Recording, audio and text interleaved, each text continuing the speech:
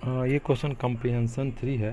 Question है a thin super conducting zero resistance ring का जो रेसिस्टेंस है वो क्या है, जीरो। तो आर रिंग जो है वो क्या है, जीरो। याद रखिएगा, रिंग का जो रेसिस्टेंस है zero.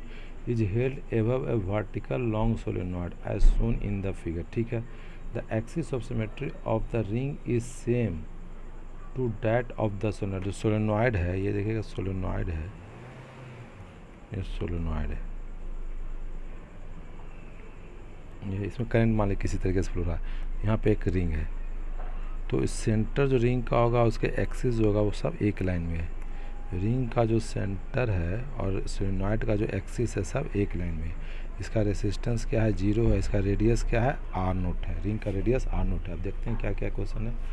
The cylindrical symmetric magnetic field around the ring can be describe approximately in the terms of vertical and radial. तो यहाँ पे जो मैग्नेटिक फील्ड है वो दो तरह का, एक बी जेड है, ये जेड ऊपर एक्सिस की ओर है, तो बी जेड है। तो B Z is equal to B naught into 1 minus alpha Z. और बी आर रेडियल भी है, radial is equal to B naught beta R ये रेडियस है। वह अल्फ़ा बीटा कांस्टेंट है। ठीक है, Z and R the vertical and radial. Z जो है वर्टिकल है ऊपर की, और आर जो है रेडियल कम हॉरिजॉन्टल कंपोनेंट। ठीक है, दिया हुआ है vertical position of the corner respective in plane of the ring is horizontal and has no current flowing.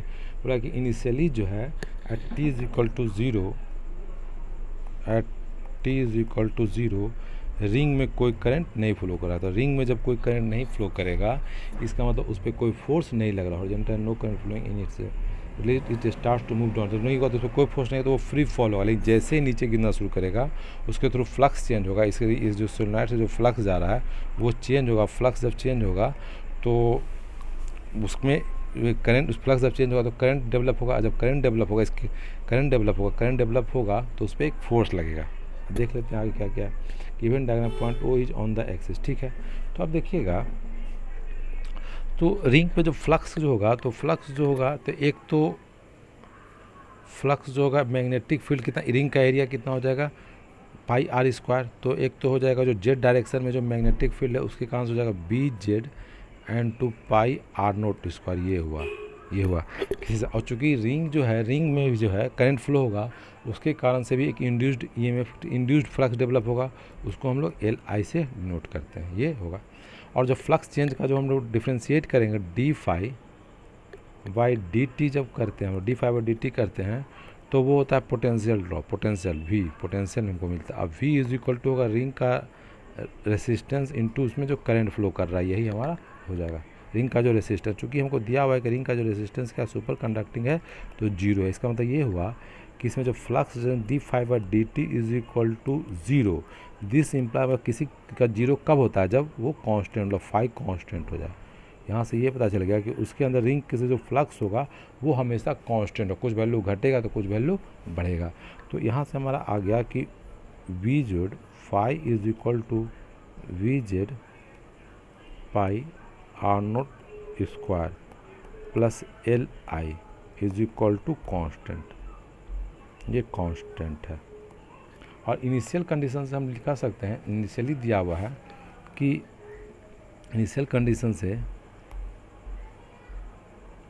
Condition आपका देख लीजिए, दिया हुआ है कि z is equal to zero, z is equal to जिसे z is equal to zero है और करंट उसमें क्या है, ज़ीरो। तो इसमें पुट करते हैं तो फाई इज इक्वल टू हमारा आ जाता है, z इक्वल टू ज़ीरो करते phi is equal to B Z तो हमारा दिया हुआ है V naught 1 minus alpha Z pi R naught square plus L I, क्योंकि रेडियल का कोई फ्लक्स नहीं जाएगा। रेडियल जो होगा वो रिंग से कोई फ्लक्स नहीं जाएगा। Two L I is equal to const, ये हो गया फाई इज इक्वल टू इतना है। तो इसमें जब हम लोग देखते हैं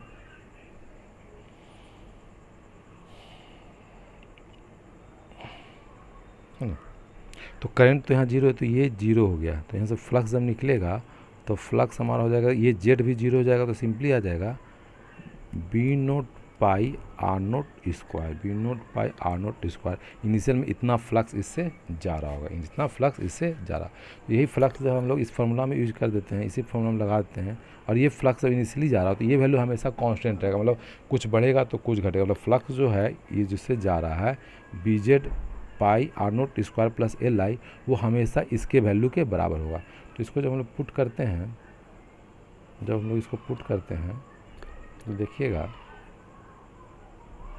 तो ये वैल्यू हमारा आ जाएगा आपका B Z pi R naught square, B Z pi R naught square plus L I is equal to B naught pi R naught square, और B Z is equal to क्या हो जाएगा, B Z is equal to B naught 1 minus alpha Z pi R naught square plus L I is equal to B naught pi R naught square. इसको जब करेंगे तो इसको जब expand करेंगे तो बी नोट ये हो जाएगा pi R naught square minus B naught alpha Z pi R naught square plus L I is equal to B naught pi R naught square. तो बी नोट पाई नोट हो गया, तो यहाँ से हमको करंट निकल जाएगा I is equal to B naught alpha pi R naught square by L, है ना। तो यही हमारा जो है, और जेड भी एक आ गया, तो ये हमारा करंट का रिलेशन है। जेड इक्वल टू जीरो होगा, जब वो टॉप पे था जेड इक्वल टू जीरो, तो करंट जीरो है, और ये जेड जैसे जैसे होगा वैसे वैसे करंट जो है चेंज करता जाएगा। तो हमारे के अनुसार से जो आंसर होगा, तो आपका जो आंसर पहला जो क्वेश्चन है उसके बाद 1 by L B naught alpha pi R naught square Z, ये आपका पहला क्वेश्चन का आंसर ए हो जाएगा। फिर सेकेंड क्वेश्चन क्या, find the vertical component Z, vertical coordinate Z for equilibrium of the ring. तो इक्विलिब्रियम का मतलब हुआ कि रिंग में जब नेट फोर्स जीरो होता है, देखिएगा रिंग है शुरू में तो गिरेगा, उस पर कोई फोर्स नहीं है, कोई करंट नहीं है, इसमें कोई करंट नहीं है, इसमें करंट जीरो है, तो वो फ्री फॉल होगा, mg के फोर्स से गिरेगा।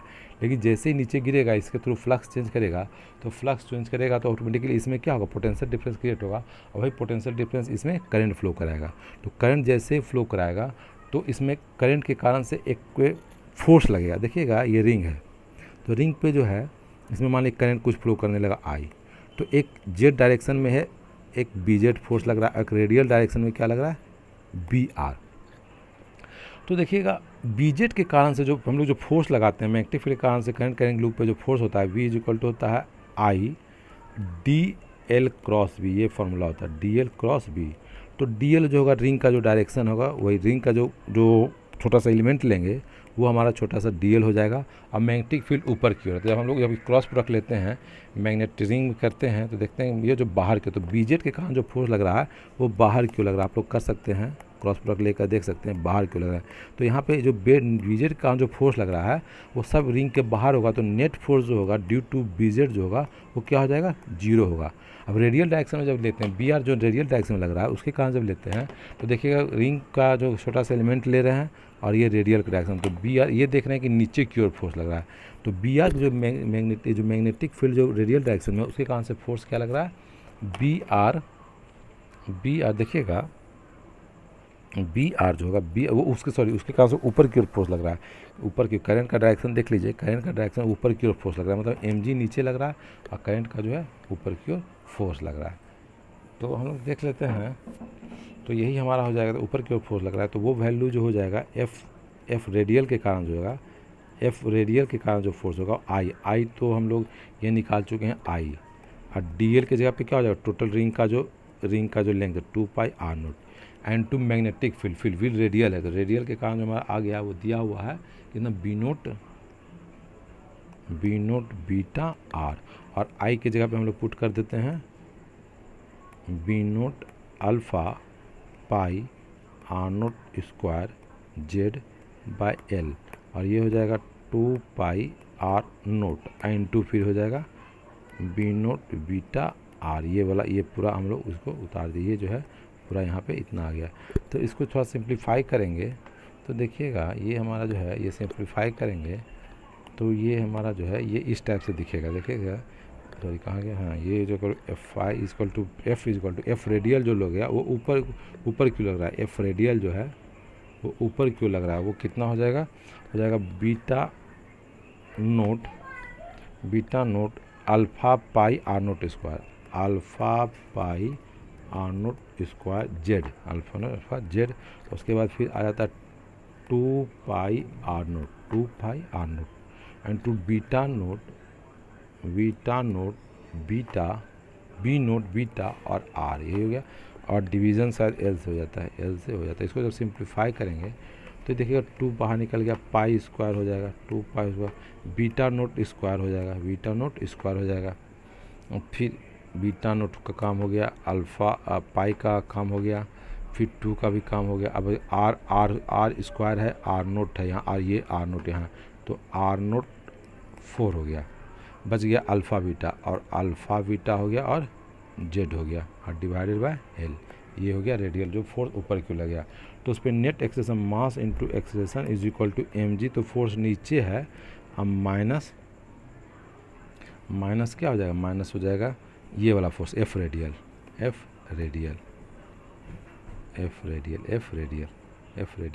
और ये वैल्यू को लिख सकते हैं minus M A is equal to हो जाएगा एफ रेडियल हो जाएगा कितना, 2 pi beta naught square R naught 4 alpha beta Z by L, ये हो जाएगा माइनस एम जी। तो हम लोग जानते हैं, तो नेट फोर्स पूरा की क्वेश्चन था कि कहाँ पर नेट फोर्स जीरो हो जाएगा उस पोजीशन को, तो नेट फोर्स जीरो मतलब नेट एक्सेलेरेशन क्या हो जाएगा, जीरो।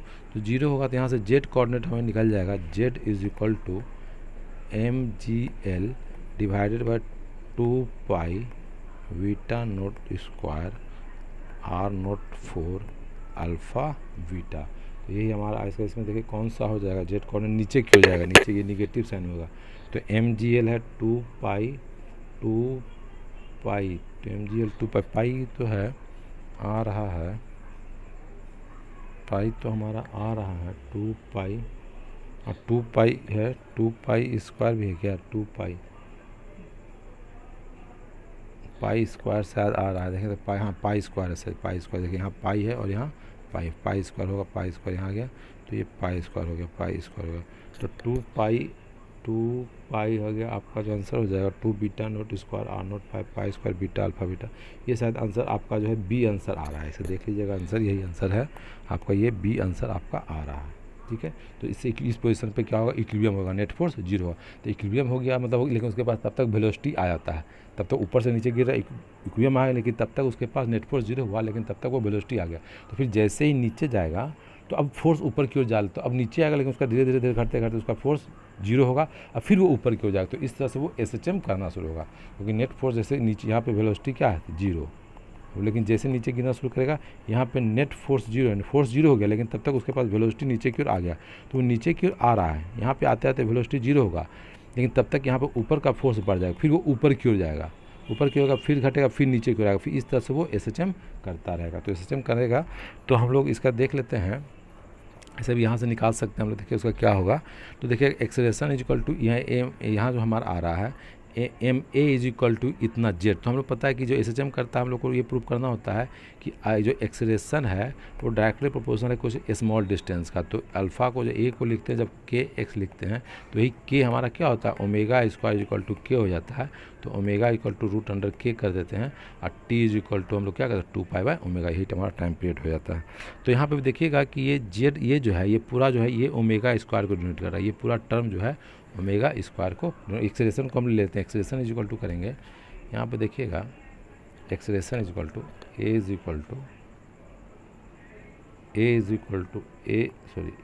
इक्वल टू हमारा हो जाएगा, तो एम से डिवाइड हो जाएगा 2 pi square beta 2 pi square B naught square, और हो जाएगा आर नोट 4